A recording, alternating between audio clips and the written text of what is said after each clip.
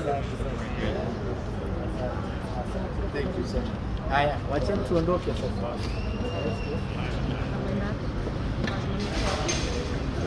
Wapi mapo?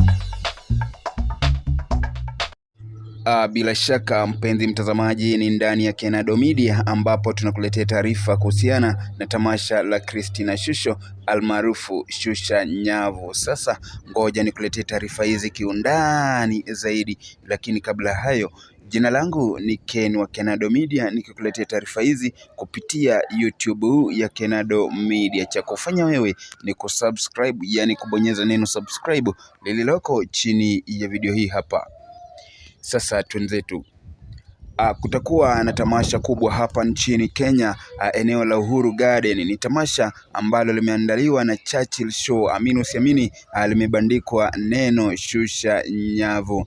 Christina Shusho aliimba wimbo huu wa Shusha Nyavu zaidi ya miaka 2 zilizopita, ila kwa sasa kuna mwamko mpya wa huu wimbo kote Afrika Mashariki, hasa sana hapa nchini Kenya. Hata hivyo, imekuwa fahari yangu kama Ken wa Kenado Media kutembea maeneo ya Uhuru Garden, ambapo Christina atakuwa anatumbuiza usiku wa kuamkia mwaka mpya. Nilipata fursa ya kuonana naye ana kwa ana akifanya sound check pale. Hivi hapa vipande vya video vitazame, kisha nitakuwa nikirejea.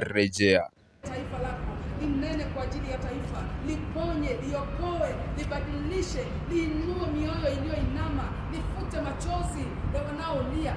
Bwana, kupitia jukwaa hili mwenyewe utapona, maana si lile jukwaa tena lililozoeleka, bali Kristo atakuwa ametawala mahali hapo.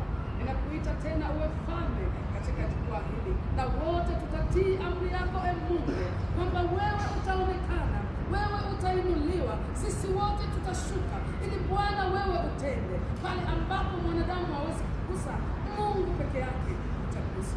Utasikia maombi ya wananchi wa Kenya, utasikia maombi na vijiji.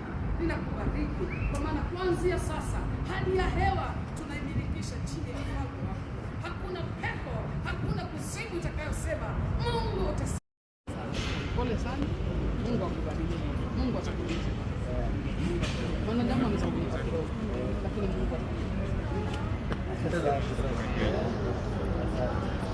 Thank you so much. Haya, wacha tuondoke sasa.